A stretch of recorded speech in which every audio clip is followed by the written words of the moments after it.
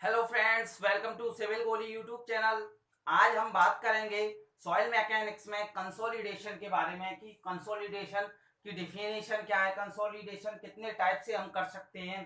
Consolidation में compressibility आप एक टर्म्स पढ़ते हो और आप पढ़ते हो प्राइमरी कंसोलिडेशन, सेकेंडरी कंसोलिडेशन। उसी ऑर्डर में हम चलिए शुरू करते हैं। तो शुरू करने से पहले वीडियो में अंत तक बने रहें, वीडियो स्किप ना करें, क्योंकि इसमें हम एक इम्पोर्टेंट आपसे नॉलेज कंसोलिडेशन के बारे में इसी पूरी वीडियो में एक सम अप कर देंगे। तो वीडियो को लास्ट तक देखें। चलिए, कंप्रेसिबिलिटी हम पढ़ते हैं कि कंप्रेसिबिलिटी क्या है। कंप्रेसिबिलिटी सॉइल में दो टाइप से हो सकती है। एक तो जब सॉइल में से एयर वॉइड्स आपके रिमूव हो, दूसरा जब आपकी सॉइल में से वाटर वॉइड्स रिमूव हो। जो रिमूवल ऑफ एयर वॉइड्स है उसे हम कहते हैं कॉम्पैक्शन, और रिमूवल ऑफ वाटर वॉइड्स को हम कहते हैं कंसोलिडेशन। ठीक है, कॉम्पैक्शन क्या है? एक इंस्टेंटेनियस प्रोसेस है, मतलब एकदम से होने वाली प्रोसेस है। और जो आपकी कंसोलिडेशन है वो आपकी टाइम टेकिंग प्रोसेस है, मतलब कंसोलिडेशन धीरे धीरे होता रहता है सॉइल में, और कॉम्पैक्शन इंस्टेंटेनियस, मतलब एक ही बार में कॉम्पैक्शन हो जाता है। जब कंसोलिडेशन हम बात करते हैं कंसोलिडेशन की, तो आपकी डिग्री ऑफ सैचुरेशन सॉइल की 100% है, या हम डिग्री ऑफ सैचुरेशन में बात करें उसकी वैल्यू 1 है, तब आपका कंसोलिडेशन सॉइल का होता है। तो देखिए, दो टाइप से कंसोलिडेशन होता है, एक तो प्राइमरी कंसोलिडेशन और एक सेकेंडरी कंसोलिडेशन। कंप्रेसिबिलिटी की बात करें हम, तो कंप्रेसिबिलिटी को हम कैसे डिफाइन कर सकते हैं? देखिए यहाँ पर, compressibility is defined as decreased in volume of soil due to pressure. तो आपसे पूछेगा, ये ऑब्जेक्टिव में पूछेगा कि कंप्रेसिबिलिटी इज डिफाइंड एज, तो आपको लगाना है ऑप्शन में कि सॉइल का वॉल्यूम डिक्रीज हो। स्टेटमेंट वाइज क्वेश्चन फॉर्म में पूछेगा आपसे कि वॉल्यूम डिक्रीज हो सॉइल का, और दूसरा क्या पूछेगा ऑप्शन में, क्या रहेगा? ड्यू टू प्रेशर, प्रेशर के कारण आपका वॉल्यूम डिक्रीज होता है सॉइल का, तो हम कहेंगे कि ये कंप्रेसिबिलिटी की डेफिनेशन है। अच्छा, कंप्रेसिबिलिटी किस किस कारणों से होती है? तो देखिए, नेक्स्ट उसी के बारे में है कि it is due to expulsion of air voids. Expulsion हो एयर वॉइड्स का, जैसे कि हमने यहां पर बात की, तो उसको कहते हैं हम कॉम्पैक्शन, उसको हम कह रहे हैं कॉम्पैक्शन। ठीक है। अच्छा, एक्सपल्सन ऑफ वाटर वॉइड्स हो तो उसको हम कह रहे हैं कंसोलिडेशन। ठीक है दोस्तों, यहां तक क्लियर हो गया होगा। अच्छा, नेक्स्ट पॉइंट क्या आता है कि सेकेंडरी कंसोलिडेशन की बात करें, तो सेकेंडरी कंसोलिडेशन में ये होता है, जो आपके सॉइल के पार्टिकल हैं, प्राइमरी में हमने बात कर ली कि ये स्टार्ट तब होगा जब आपका डिग्री ऑफ सैचुरेशन 100% होगा। अब सेकेंडरी कंसोलिडेशन में बात करते हैं हम, तो सेकेंडरी कंसोलिडेशन क्या है? जब आपका प्राइमरी कंसोलिडेशन कंप्लीट हो गया होगा, उसी के बाद तो सेकेंडरी कंसोलिडेशन स्टार्ट होगा। तो सेकेंडरी कंसोलिडेशन में क्या है, सॉइल के जो पार्टिकल है वो एक रीएडजस्टमेंट अपने आप को करते रहते हैं। इस डिफॉर्मेशन को, क्योंकि जो सेकेंडरी कंसोलिडेशन है उसमें डिफॉर्म होगी आपकी सॉइल, क्यों? क्योंकि रीएडजस्टमेंट हो रहे हैं सॉइल के पार्टिकल। तो जो डिफॉर्मेशन हो रहा है उस डिफॉर्मेशन को हम कह रहे हैं प्लास्टिक डिफॉर्मेशन। ठीक है, क्लियर? चलिए आगे बढ़ते हैं। और इसमें देखें, सेकेंडरी कंसोलिडेशन में, secondary consolidation due to readjustment of soil particles. अच्छा, अब रीएडजस्टमेंट हो गया, और जो डिफॉर्मेशन है हो रहा है उसको क्या कह रहे थे हम? उसको कह रहे हैं हम कि ये प्लास्टिक डिफॉर्मेशन हो रहा है। चलिए, प्राइमरी कंसोलिडेशन की बात कर ली हमने। सॉइल के जो सॉइल में जो आपका वाटर है, सॉइल का वॉल्यूम डिक्रीज होगा, किस कारण से? क्योंकि जो आपका वाटर है वो रिमूवल हो रहा है। ठीक है, कब उसको हम मानेंगे प्राइमरी कंसोलिडेशन आपका कंप्लीट हो गया, तो आपके जो पोर वाटर है वो स्टॉप हो जाए, और प्राइमरी कंसोलिडेशन में एक हम ड्रेनेज पाथ अवेलेबल करवाते हैं सॉइल के लिए, तभी तो जाकर वो पोर वाटर एक्सपल्स होगा सॉइल में से। ठीक है, अच्छा, जो डिक्रीज हो रहा है सॉइल के वॉल्यूम में, decrease in volume of soil, volume of soil वो किसके बराबर है, volume of expulsion, expulsion of water. Obvious सी बात है दोस्तों, जब आपका सॉइल का वॉल्यूम डिक्रीज हो रहा है तो हम यहां समझ जाएं कि वाटर आपका एक्सपल्स हो रहा है सॉइल में से, जब तो जाकर वो सॉइल एक कंसोलिडेट हो पा रही है, तो उसका वॉल्यूम डिक्रीज हो रहा है। ठीक है, तो हम कह सकते हैं कि सॉइल इज क्या, अज्यूम करेंगे हम, soil is assumed to be semi infinite माना है हमने सॉइल को, तो आपसे इनफाइनाइट, आपसे क्वेश्चन में ये पूछेगा कि जो कंसोलिडेशन की थ्योरी है उसमें हमने सॉइल को क्या माना है, इनफाइनाइट, सेमी इनफाइनाइट या नन ऑफ दीज, और एक और ऑप्शन दे देगा, तो आपको लगाना है हमने सॉइल को कंसोलिडेशन थ्योरी में सेमी इनफाइनाइट कंसीडर किया है या सेमी इनफाइनाइट अज्यूम्ड किया है।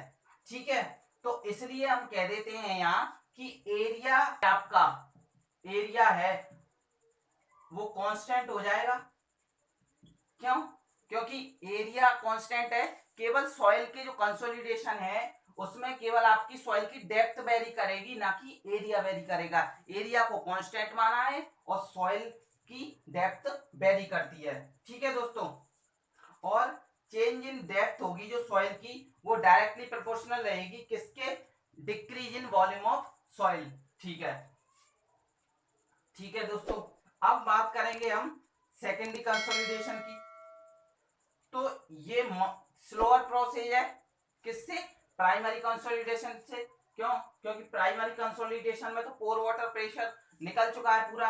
अब ये जो सेकेंडरी कंसोलिडेशन है इसमें क्या है, आपके रीएडजस्टमेंट हो रहे हैं सॉइल के पार्टिकल, तो ये स्लोअर है process, slower then primary consolidation, primary consolidation. ठीक है दोस्तों, जो पोर वाटर प्रेशर स्टॉप हो जाता है, मतलब सॉइल में से आपका एक्सपल्स होना स्टॉप हो जाता है और लोड आपकी सॉइल पर कंटिन्यू लग ही रहा है, तो इस कारण से वॉल्यूम सॉइल का डिक्रीज होगा। किस कारण से, प्लास्टिक रीएडजस्टमेंट सॉइल के कारण से। अब नेक्स्ट बात करते हैं over consolidated and normal consolidated soil का होती है। दोस्तों अब यहां समझाएंगे ओवर कंसोलिडेटेड सॉइल का कंसेप्ट। देखिए क्या होता है, ओवर कंसोलिडेशन सॉइल में आप ये बताते हैं कि जो आपकी सॉइल पर पास्ट में स्ट्रेस लग रही हैं वो ज्यादा है या बराबर है किसके, जो प्रेजेंट में इफेक्टिव स्ट्रेस आपकी सॉइल पर अकर कर रही हैं, मतलब लग रही हैं। तो हम बात करेंगे ओवर कंसोलिडेटेड सॉइल में, तो इसमें हम बात करेंगे कि past effective stress is more than present effective stress. ये आप केवल इतना था ध्यान रखें इसमें।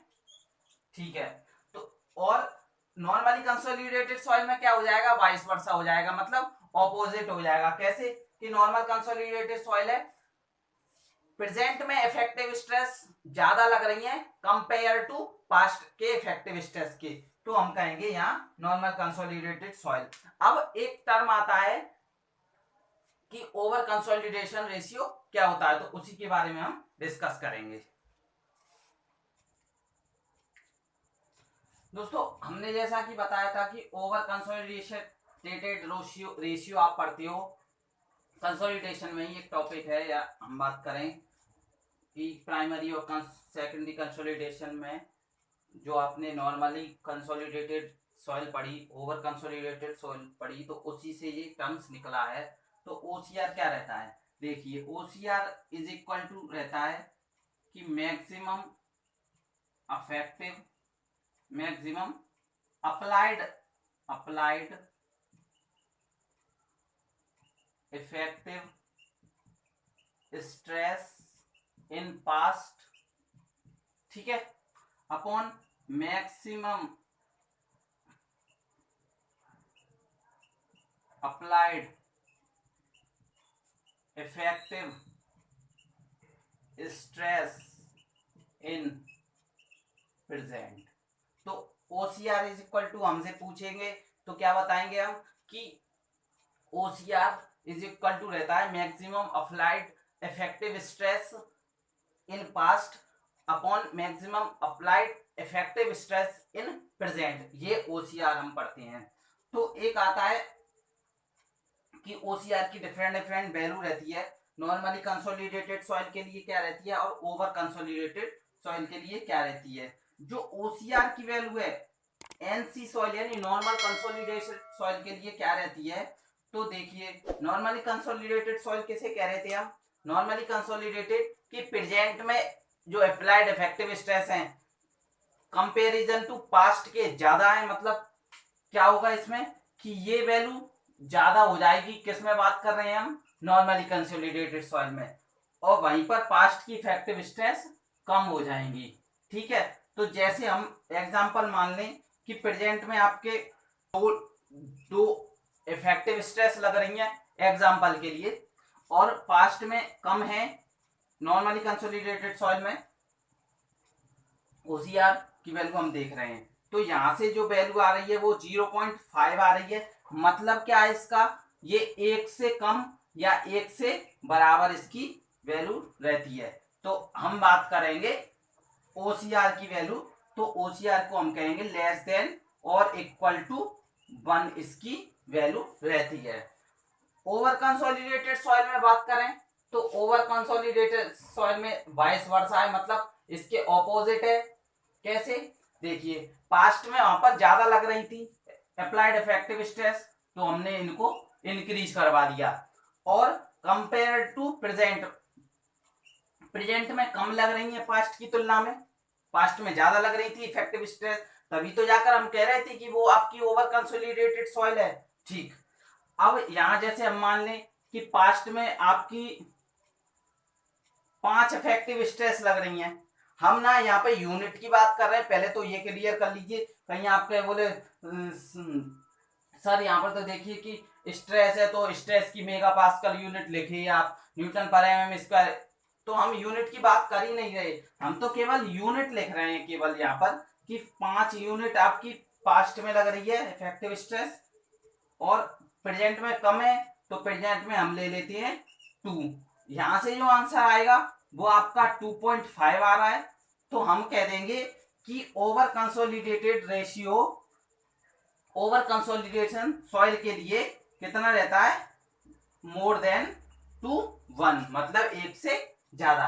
आई होप दोस्तों ये हमने जो समझा कंसोलिडेशन, कंप्रेसिबिलिटी, प्राइमरी कंसोलिडेशन किस कारण से होता है, सेकेंडरी कंसोलिडेशन किस कारण होता है, OCR क्या रेशियो रहता है, ये NC सॉइल के लिए, OC सॉइल के लिए क्या क्या वैल्यूज इसकी बताई गई हैं। तो वीडियो अच्छी लगी तो वीडियो को लाइक करें, चैनल पर आप नए तो चैनल को सब्सक्राइब करें, साथ ही साथ इसे शेयर करें, और कमेंट बॉक्स में अपने वैल्यूएबल थिंग्स हमें सजेस्ट करें कि, और हमें टॉपिक भी बताएं कि आपको ये टॉपिक पढ़ना है, तो हम उस टॉपिक को यहाँ पर आपको कवर करवाएंगे, जरूर करवाएंगे। थैंक यू वेरी मच, जय हिंद।